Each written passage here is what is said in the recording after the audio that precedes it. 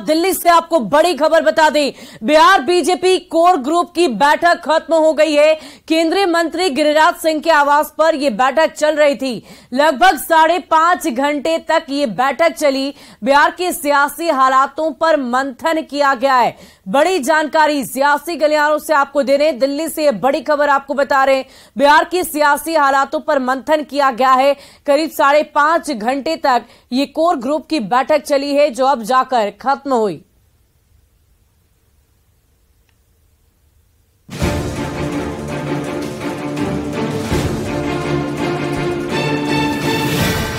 बिहार में महागठबंधन में दरार को लेकर दिल्ली तक राजनीति गरमा गई है।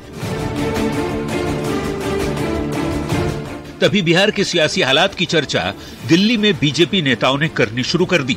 केंद्रीय मंत्री गिरिराज सिंह के आवास पर बुलाई गई बिहार बीजेपी कोर ग्रुप की बैठक में मुद्दा बिहार के बदल रहे सियासी हालात के साथ ही नीतीश कुमार पर निशाना भी रहा। 2024 के लोकसभा चुनाव को लेकर रणनीति पर भी बैठक में मंथन हुआ। वैसे बीजेपी नेता क्यों नीतीश की पार्टी जेडीयू में भगदड़ वाला बयान दे रहे हैं, तर्क के साथ क्या दलीलें दी जा रही हैं, ये केंद्रीय ऊर्जा मंत्री आर.के. सिंह के बयान से समझिए।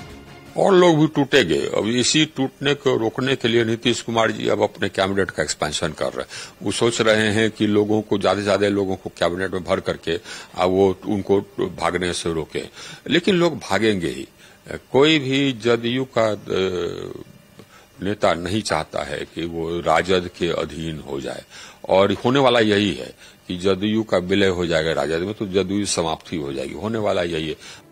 बीजेपी का मुकाबला करने के लिए एक और मुख्यमंत्री नीतीश कुमार विपक्षी एकता को एकजुट करने में जुटे हैं। इसी कड़ी में 23 जून को महागठबंधन की पटना में बैठक भी है, लेकिन बैठक से पहले ही उनकी सहयोगियों ने साथ छोड़ना शुरू कर दिया है। पहले तो जीतन राम मांझी के बेटे संतोष कुमार सुमन ने नीतीश कैबिनेट से इस्तीफा दिया। फिर डिप्टी सीएम तेजस्वी यादव ने ये भी साफ कर दिया कि अब मांझी की पार्टी हम महागठबंधन का हिस्सा नहीं है।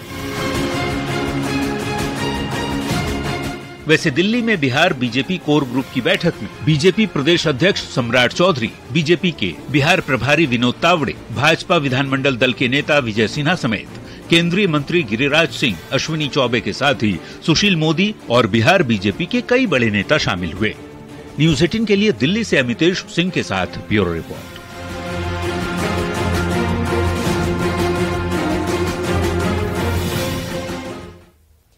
और चलिए अब बिहार बीजेपी कोर ग्रुप की मीटिंग के मायनों को समझ लीजिए।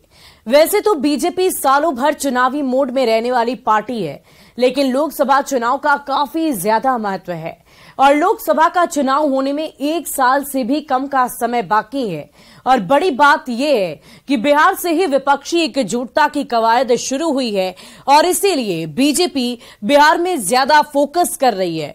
कोर ग्रुप की बैठक में आगे की रणनीति पर मंथन किया जा रहा है। कैसे बिहार सरकार पर हमले तेज करने हैं, कैसे मोदी सरकार के काम को जनता तक पहुंचाना है और कैसे बिहार में एनडीए के कुनबे को मजबूत करना है, इन सारी बातों पर मीटिंग में मंथन हुआ होगा। अब देखने वाली बात होगी कि इस मीटिंग में जो भी बातें की गई, जो भी चर्चा की गई, जो भी फैसले लिए गए, जो भी निर्णय लिए गए, उस पर कितना अमल होता है।